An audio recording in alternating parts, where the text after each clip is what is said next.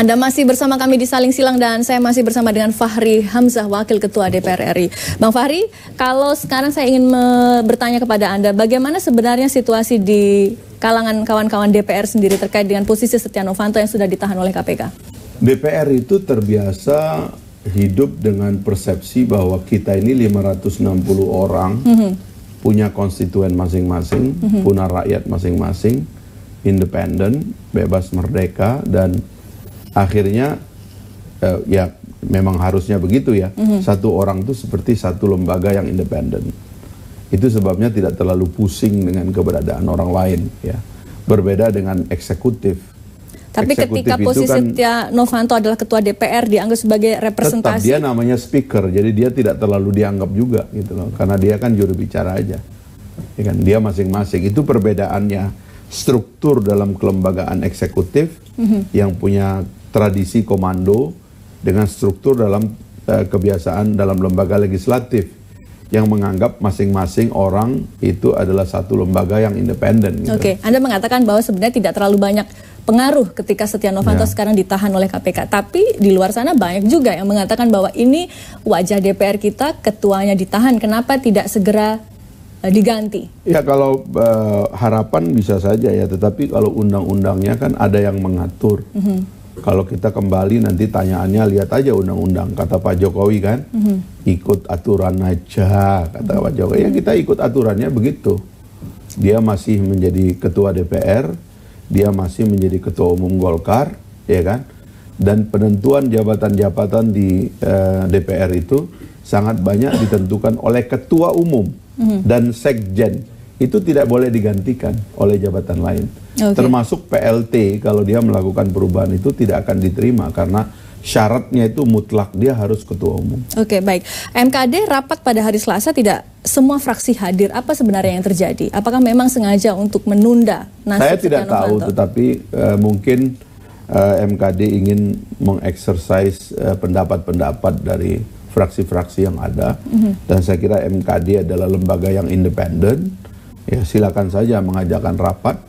Nanti kita sebagai pimpinan tentu akan memfasilitasi kemana arah dari rapatnya MKD. Oke, Anda kan juga termasuk pimpinan DPR sebagai wakil ketua DPR. Dan sekarang saat ini ketuanya tidak ada. Apa yang terjadi dengan komposisi pimpinan? Kalau pimpinan itu ada 5, prinsipnya kolektif kolegial, dan semua punya portofolio yang sudah jelas. Saya memimpin koordinasi di bidang Kesra, Pak Fadli di bidang Polkam, Pak Agus di bidang pembangunan, Pak Taufik di bidang ekonomi dan keuangan.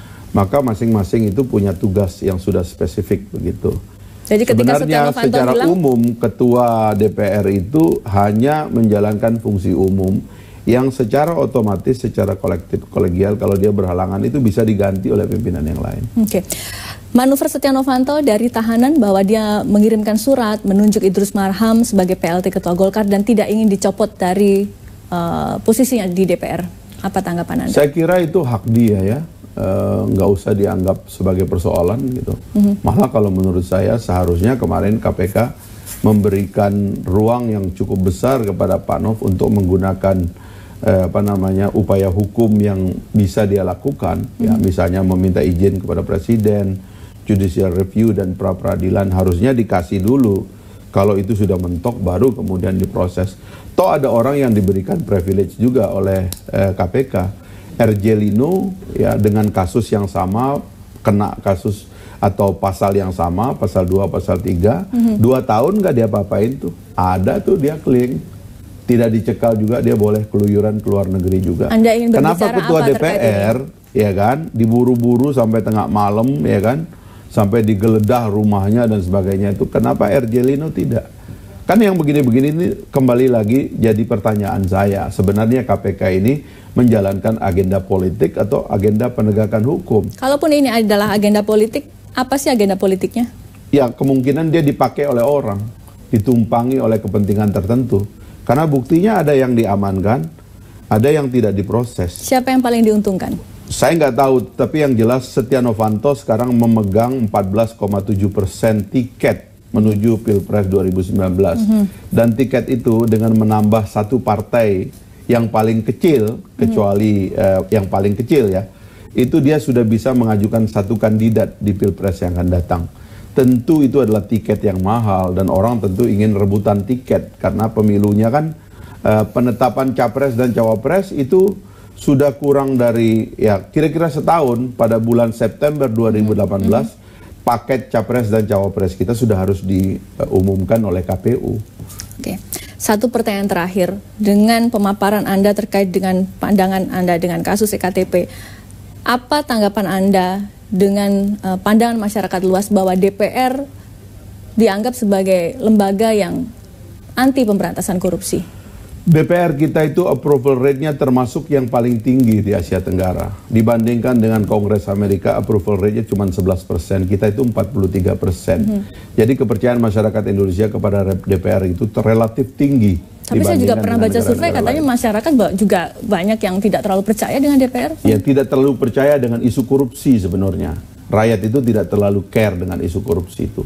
Yang penting masyarakat melihat orang itu bekerja, kehidupannya membaik, itu yang masyarakat itu peduli. Tapi jangan sampai kemudian korupsi jadi... Nggak mungkin, DPR nggak mungkin, karena komitmennya dari awal begitu kita membuat demokrasi, sistem kita jadi terbuka, anggota DPR hidupnya transparan, orang itu seperti hidup dalam akuarium, dipantau oleh masyarakat, dipantau oleh konstituennya, dan yang paling ditakuti oleh anggota DPR itu adalah tidak terpilih lagi. Dan itu kalau dia melakukan tindak pidana, korupsi dan lain-lain, dia akan takut. Itu udah otomatis lah. Saya kira kita harus mengapresiasi demokrasi kita. Jangan kayak KPK, pesimis terus karena dia pengen kerjanya di situ. Apresiasilah, masyarakat kita tumbuh. Ya kan, masyarakat kita makin terbuka, makin cerdas. Nggak mungkin lah pejabat macam-macam sekarang. Orang semua dikontrol kok. Dulu cuma ada eksekutif kuat, sistemnya tertutup. Sekarang trias politika, semua lembaga independen, DPR independen, eksekutif independen, yudikatif independen. Udah gitu ada pembebasan kepada aktivitas sosial masyarakat. Udah gitu medianya bebas. Anda kan galak sekali dari tadi kan terhadap pejabat. Sekarang ada sosial media, tambah galak lagi tuh sosial media. Bisa Anda juga anonim, galak di sosial media. Bisa anonim, bisa maki-maki orang. Kalau Anda salah dikit dipotret, dikirim ke sosial media, di babak belur Anda. Salah kostum, salah senyum, salah ini, babak belur. Kalau nggak hati-hati.